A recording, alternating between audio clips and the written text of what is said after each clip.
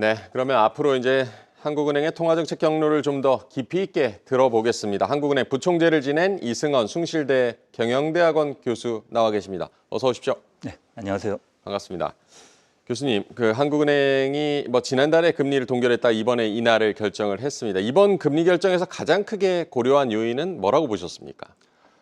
예, 조금 전에 그 이상혁 총재께서 자세히 설명을 하셨듯이 기본적으로는 물가가 안정이 되어 있고요. 그다음에 최근에 환율도 좀 안정세를 유지하는 높지만 안정세를 유지하고 있어서 그런 우려 요인은 좀 그러니까 없어진 반면에 네. 경제 성장률을 이번에 1.5로 대폭 하향했듯이 성장 하강 우려가 커졌던 것을 반영하고 그 기저에는 수출도 수출이지만 내수 불안, 내수의 부진이 큰 이유로 작용했던 것 같습니다. 물가는 기본적으로 안정돼 있고 성장에 대한 좀 불확실성이 있다. 이번 인하는 워낙 이제 시장에서는 전망이 우세했었고 인하 전망이 우세했었고 한국은행이 이제 앞으로 얼마나 더 금리를 내릴까 하는 부분이 좀 관심이 모이는데 교수님께서는 이 부분은 어떻게 전망하고 계십니까? 저는 현재 경기 흐름으로 봐서는 이번에 내리고 한 차례 정도는 더 내릴 수 있겠다, 내릴 것 같다라는 생각을 하고 있었고요. 네.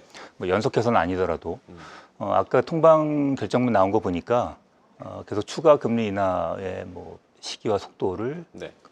면밀히 검토해 나가겠다는 표현도 있어서 추가 금리 인하를 열어놓은 거라고 보이고요. 그걸 시장에 알리기 위한 거로 보이고 그래서 추가 인하는 저도 한 번 정도는 더 기본적으로 필요하지 않나 그런 생각을 하고 있습니다. 한 차례 더 추가 금리 인하가 있을 수 있다라고 전망을 해주셨고요. 올해 이제 성장률 전망치도 수정을 해서 내놨는데 지난해 11월에 전망했을 때는 1.9%, 이번에는 1.5%로 더 내렸습니다. 이번 그 성장률 전망치 하향 조정은 어떤 변수들 좀 고려했다고 보십니까? 요인들이 많죠. 네.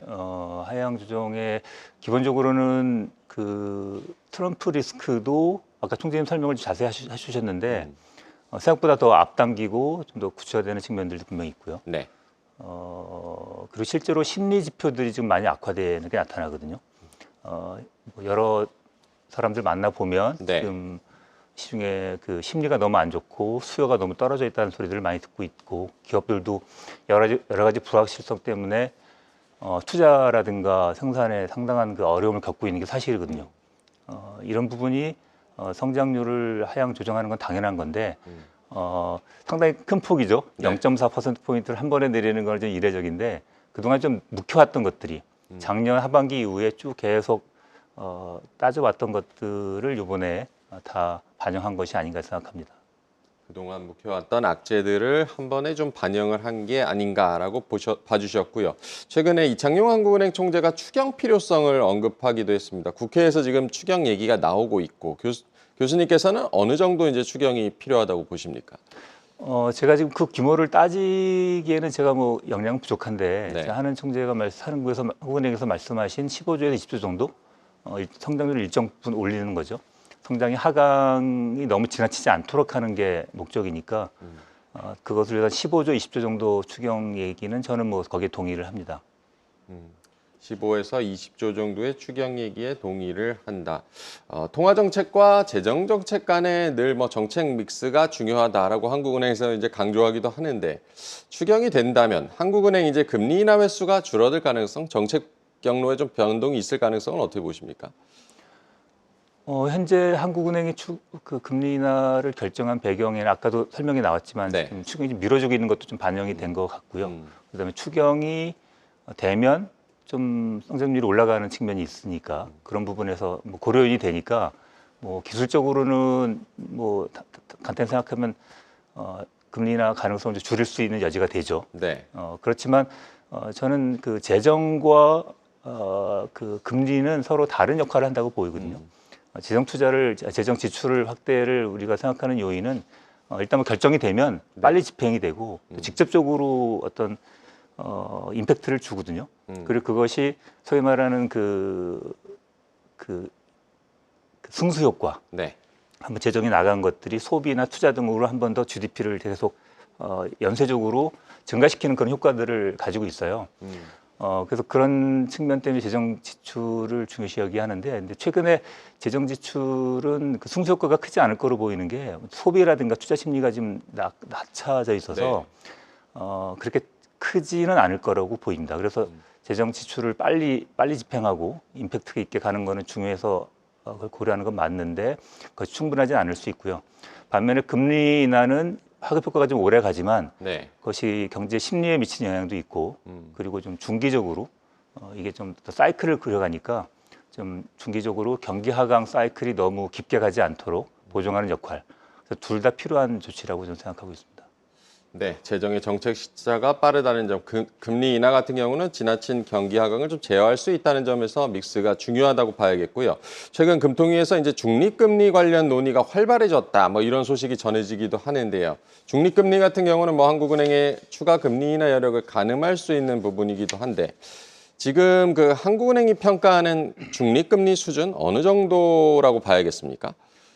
중립금리는 사실 그 실제로 존재하는 금리가 아니지 않습니까? 이론적으로 물가와 뭐 물가를 자극하지 않고 또 성장도 자극하지 않는 그런 뉴트럴한 이런 그 정책 금리라고 얘기할 수 있는데 네. 이론적인 금리죠. 그래서 그거를 추정하는 많은 방법들을 가지고 추정을 하는데 하나의 포인트로 전망하기 어렵고요. 일정 범위로 전망을 합니다. 그래서 작년에 한은에서 발표한 그 자료에 의하면 명목 기준으로 보통 네. 실질 기준으로 많이 하는데 그걸 명목 기준으로 환산을 하면 1.8 내지 3.3 이렇게 제가 본 기억이 있고요.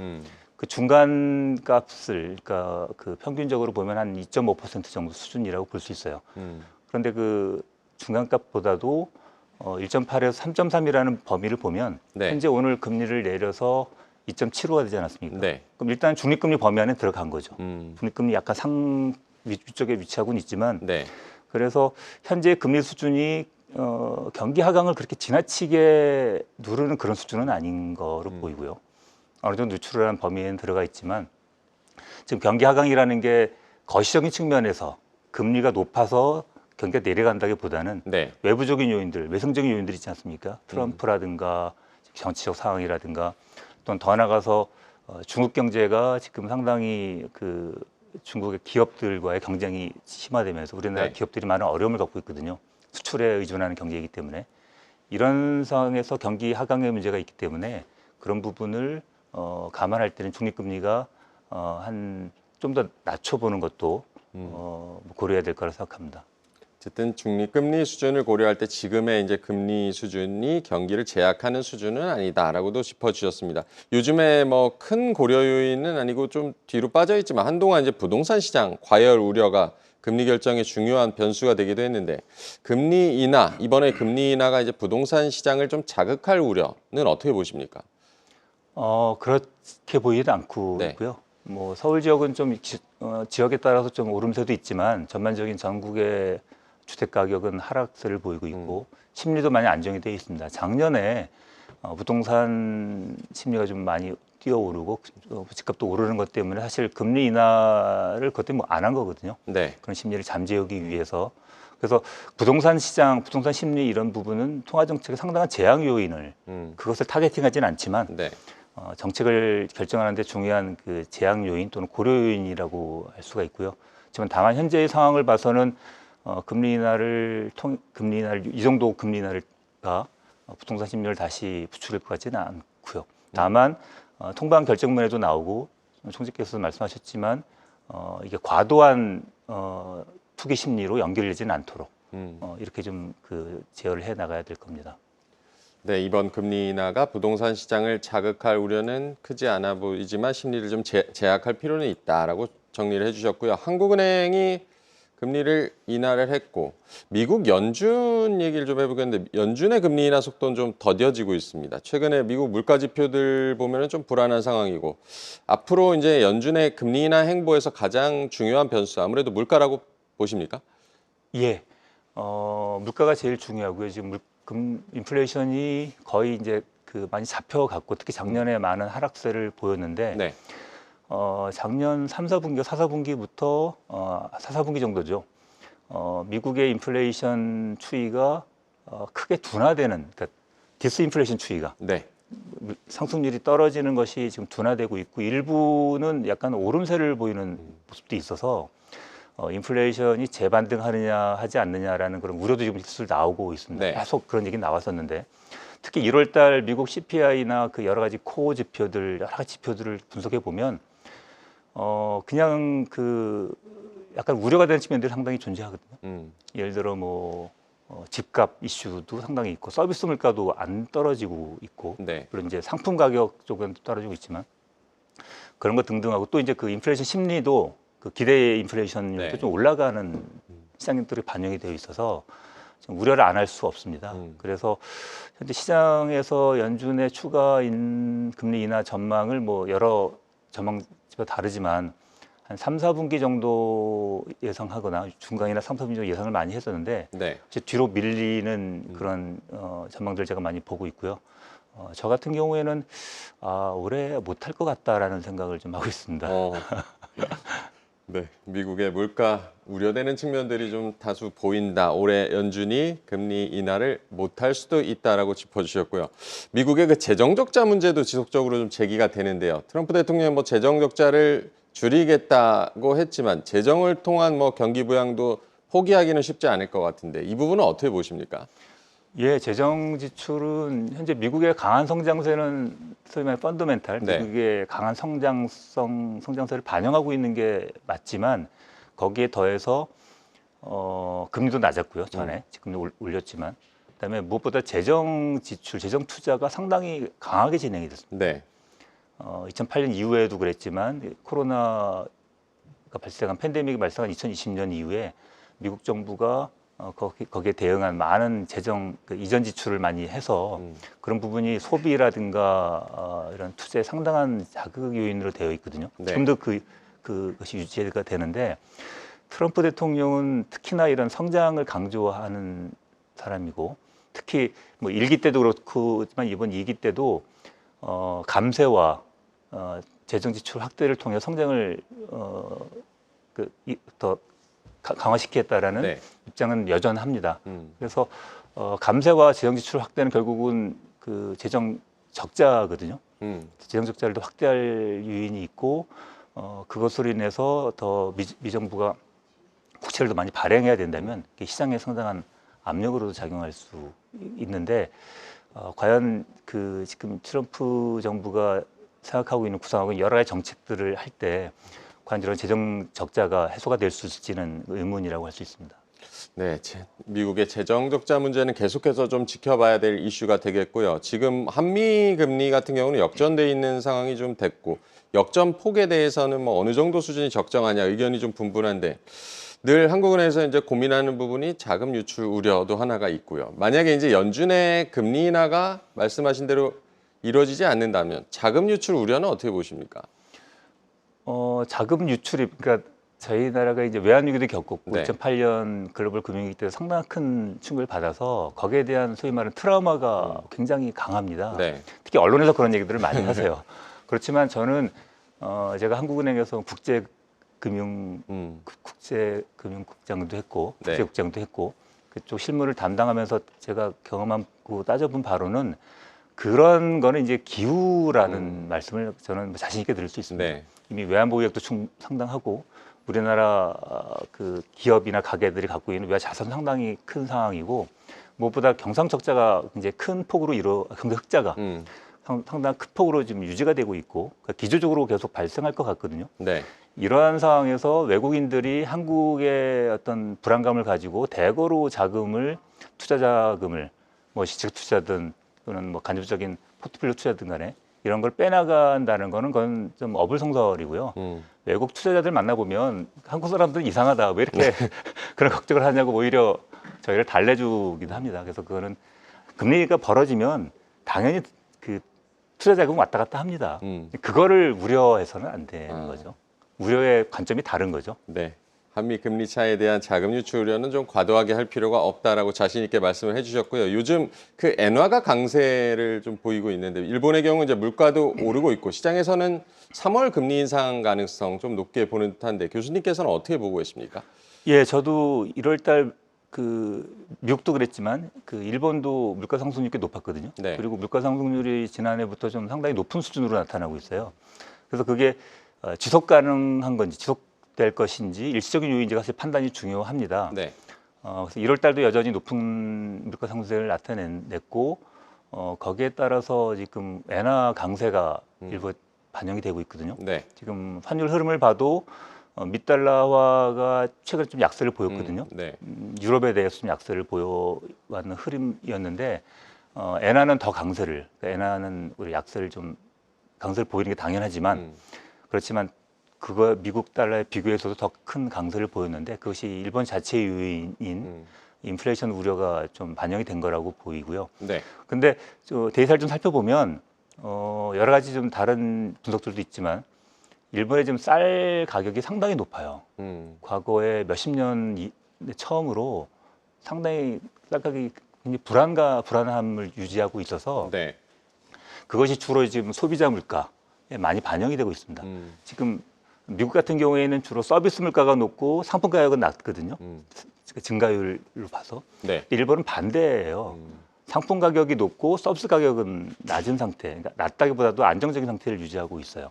그리고 임금 상승률도 물가 상승률과 같이 올라가고는 있지만 그것도 그렇게 우려할 정도는 아니거든요. 그래서 이런 거를 보면 지금 일본의 물가 상승세는 주로 상품 가격 그리고 주로 음식, 푸드 프라이스 중심으로 올라가고 있고 이것이 외생적인 요인, 그러니까 소위 말하는 공급적 요인이고 수요적 요인이 아니고 이것이 일시적으로 이제 떨어질 수 있다라는 기대가 있었는데 최근에는 이게 좀 길어지니까 이게 좀 장기화되는 거 아니냐라는 우려가 좀 있습니다. 그래서 그런 부분이 올해 들어서 일본 엔화의 강세를 좀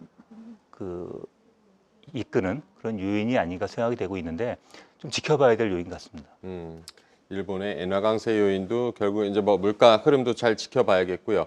어쨌든 이제 뭐 일본은행 BOJ에 좀 주목하는 이유는 작년에 이제 금리 인상으로 전 세계 증시가 좀 충격을 받았던 적이 있고 이번에 이제 또 금리를 인상할 경우 엔캐리 트레이드 청산 우려가 있다는 주장도 나오는데 이 부분은 어떻게 보십니까?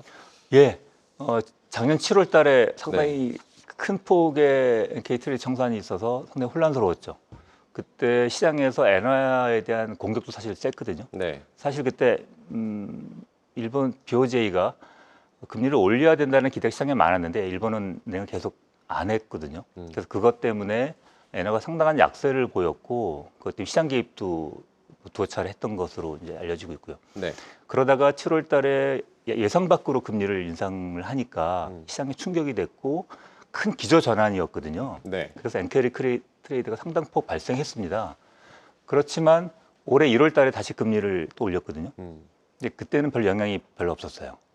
그리고 이번에도 3월 달에 회의가 있는데 그때 시험 같은 물가 상승세라든가 등등 반영해서 그 금리를 인상할 가능성이 있다라는 게 시장에 반영이 돼 있고 그 결과가 지금 엔화 강세거든요. 그래서 저는 설사 올린다 하더라도 시장에서는 상당 부분 반영이 되어 있기 때문에 급격한 엔캐리 트레이드가 일거에 발생해서 시장이 불안하게 되는 그런 요인은 가능성은 적지 않을까 그렇게 예상하고 있습니다. 네, 3월에 또 금리를 올리더라도 엔캐리 트레이드 가능성 우려는 뭐 크게 하지 않아도 될 수 있다라고 전망을 해주셨고 중국 같은 경우는 이제 사실상의 기준금리, 대출 우대금리 LPR을 이제 4개월째 동결을 했습니다. 무역 전쟁 앞두고 뭐 이런 결정을 내린 배경은 뭐라고 보십니까? 네, 지금 중국 경제가 상당히 안 좋거든요. 네. 그렇기 때문에 추가 금리 인하를 해야 될 거라는 기대도 있는데 안 하고 있는 배경은 뭐 사실 그 중국에서는 그런 데이터가 잘 안 나와서 제가 좀 면밀히 판단할 수는 없습니다만 저희가 생각하기로는 지금 금리 인하가 갖고 올 수 있는 효과도 있지만 부작용도 있거든요. 그러니까 지금 중국 경제 가장 큰 문제는 부동산 부문이 너무 과열됐다가 너무 오랫동안 과열된 부동산 시장이 지금 붕괴가 됐고 거기에 따른 소비 심리라든가 모든 게 지금 망가져 있거든요. 금융시장, 금융기관도 많은 부실을 가지고 있기 때문에 이런 부분을 해소하는 게 좀 중요한 상황입니다. 근데 이런 부분을 금리 인하로 대응할 수도 있어요. 그렇지만 금리 인하가 다시 잘못된 부동산 투기 심리를 오히려 만든다면 네. 정리해야 될 거를 오히려 연장시키고 문제를 더 크게 확대시킬 수가 있고요. 구체적으로 봐도 이미 유동성 자체, 금리도 낮은 수준이고 네. 유동성 자체도 좀 풍부하다고 봐야 됩니다. 금리 유동성이 부족해서 금리가 낮아서 지금 소비가 안 되고 투자가 안 되는 건 아니거든요. 그래서 그런 측면에서 주로 재정 정책으로 오히려 대응하는 것이 효과적일 거고, 많은 재정 투자도 있지만 여러 가지 뭐 세금이라든가 뭐 재정에 관련된 여러 가지 미시적인 정책들이 사실 진행이 돼야 되고, 무엇보다도 중국이 갖고 있는 그 큰 구조적인 문제들을 좀 해소를 해나가야 됩니다. 그러려면 네. 재정이 나설 수밖에 없거든요. 그래서 그런 측면에서 금리 정책을 좀 관찰해 둘 필요가 있고요. 트럼프 그의 관세 네. 전쟁 뭐 이런 거 표현할 수 있을지 모르겠습니다만, 그 관점에서도 금리 인하가 별로 그렇게 좋은 카드는 아닐 겁니다. 중국 경제 유동성 자체는 지금 풍부한 상황이고 재정 정책으로 대응하는 것이 필요하다라고도 짚어주셨습니다. 교수님께서도 이제 한국은행 계실 때 미중 무역 전쟁 뭐 경험을 하셨을 텐데 잠깐 언급은 해주셨지만 앞으로 이제 중국 같은 경우는 어떤 정책으로 좀 미중 무역 분쟁에 대비할 거라고 보십니까? 무엇보다는 트럼프 정부에서 강하게 압박을 하니까 네. 제가 일기 때 봤듯이 뭐 맞받아쳐서 관세를 대응하기도 하고 또 뒤에서는 또 여러 가지 협상을 하기도 하고 이런 것들이 진행이 되고 있고 또 네. 그렇게 될 거로 예상은 하고 있지 않겠습니까? 그런 식으로 트럼프의 관세 그 부과 부분을 이제 대응을 해야 될 수밖에 없을 것이고요. 또 한편으로는 그런 가운데 중국이 우려를 할 수밖에 없는 거는 고립되는 거거든요. 지금 중국 경제가 크게 확장할 수 있었던 거는 세계 경제에 편입이 돼서 네. 수출과 수입과 이런 여러 가지 투자와 이런 속에서 경제 성장을 해왔는데, 이런 부분이 만약에 지금 트럼프 정부에서 압박을 통해서 그것이 끊어진다면 큰 충격을 받을 수밖에 없습니다. 그래서 미국 측에서의 압박과 그런 부분에서의 그런 부분은 유연하게 그거를 이제 뭐 받아내거나 이렇게 회피하거나 이렇게 해야 할 것으로 예상이 되고요. 다른 측면으로는 다른 출구들을 마련해야 되죠. 그러니까 지금 미국과는 아무래도 이제 좀 이렇게 관계가 그 교역이라 이런 부분이 줄어들 테니까 네. 뭐 아시아 국가라든가 또 남미라든가 여타 국가와의 교역, 협력 이런 거를 통해서 그 충격을 회피하고, 무엇보다도 지금 기술 투자가 중요하지 않습니까? 네. IT라든가 자동차라든가 특히 이런 중장비 이런 부분에 상당한 그 중국이 그런 부분을 앞서 나가려고 하고 있는데, 그런 기술의 계속적인 기술력을 생산성을 향상시키는 이런 노력들을 해나가야 되는데, 그런 부분에서 협력을 좀 해나가야 될 필요, 그런 여타 출구를 찾는 이런 노력도 해나갈 것으로 생각합니다. 네, 미국의 견제에 따른 중국 고립을 막기 위해서 다른 출구 전략들을 마련할 것이다. 중국의 기술 투자도 좀 눈여겨 보셔야겠고요. 정치적 불확실성 우리 경제 아직 진행 중이고 트럼프 관세 역시 이제 변수로 남아 있는데 우리 경제 회복을 위해서 좀 필요한 대책들 어떤 부분들 좀 조언을 해주시겠습니까? 지금 저는 당장 경기가 하강세를 지금 보이고 있고, 네. 그런 부분은 거시적으로 이거는 분명히 거시적으로 대응을 해야 될 이슈입니다. 너무 지나치게 하강하면 안 되는데, 근데 저는 최근에 경기가 작년부터죠. 사실 작년부터 진행이 되고 있었는데 이제 그걸 현실화 우리가 깨닫는다보다도 그걸 이제 지표로 반영을 하고 전망으로 반영을 하고 대응을 이제 본격적으로 하는 건데, 그 과정은 저는 거시적인 문제를 넘어서 네. 펀더멘탈한 어떤 그런 것을 찾아야 된다고 생각하거든요. 가장 중요한 건 중국과의 관계가 우리나라가 예를 들면 2010년부터 중국 경제 크게 성장해 오고 그럴 때 우리나라와의 교역 관계가 중요하지 않았습니까? 그 전에 투자를 많이 했지만 네. 우리나라가 기업들이 많은 거기 가서 직접 생산도 하고 중간재를 수입하거나 수출해서 그런 걸 통해서 저희가 수출을 계속 해나갈 수 있고, 그게 우리 성장의 상당한 큰 부분을 차지했었거든요. 네. 그런데 중국 경제가 이제 크게 달라지고 있어요. 큰 하강세를 보이고 있고 내부에서 있는 많은 지나친 확대 정책, 지나친 보조금 정책 이런 것들의 피해가 나타나고 있고 그걸 이제 되돌리거나 그것을 이제 더 이상 못하는 상황으로 바뀌었기 때문에 우리나라 입장도 전혀 달라질 수밖에 없고 네. 그리고 중국이 오히려 이제는 경쟁 상대로 부각이 되고 있거든요. 네. 제가 여러 그 기업체 사람들 좀 만나보면 다 그런 얘기를 합니다. 조선은 이미 많이 크게 겪었고 자동차 특히 뭐 최근에 중국차 싼 차가 네. 들어와서 경쟁을 하고 있고 화학은 이미 뭐 석유화학은 상당한 부분에 어려움을 겪고 있고 반도체 특히 반도체 부분도 저가 부분에 상당 부분 치고 올라와 있고 뭐 이런 것들 등등이 지금 우리나라 그 수출 기업들 우리나라 경제를 좀 지탱하고 있는 수출 기업들의 상당한 부분 경쟁력의 문제, 시장 확보의 문제가 나타나고 있거든요. 그래서 이 부분이 사실은 최근에 경기 하강이라고 하지만 네. 그 거시적인 경기 측면에서 보기보다는 큰 그 성장세의 둔화의 배경으로 봐야 된다고 저는 이해를 하고 있고요.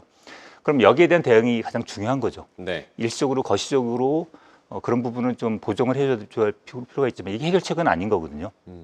이거로 보정을 하지만 기본적으로 기업들이 새로운 시장과 경쟁력을 확보할 수 있는 또 기업들이 그런 노력들을 당연히 하고 있고요. 더 성공적으로 그걸 해내야 될 것이고 정부나 한은에서도 그런 측면에서 정책적인 지원을 해야 될 거라고 생각하고 있습니다. 네, 우리 한국 경제 경기 회복을 위해서는 일시적인 대응을 넘어서 이제 구조적인 개혁이 중요하다는 점을 강조를 해주셨습니다. 오늘 이승헌 숭실대 경영대학원 교수와 함께했습니다. 고맙습니다. 예, 감사합니다. 계속해서 다양한 경제 이슈를 알고 싶다면 구독과 좋아요, 알림 설정 부탁드립니다. AI 캐스터 권미정이었습니다.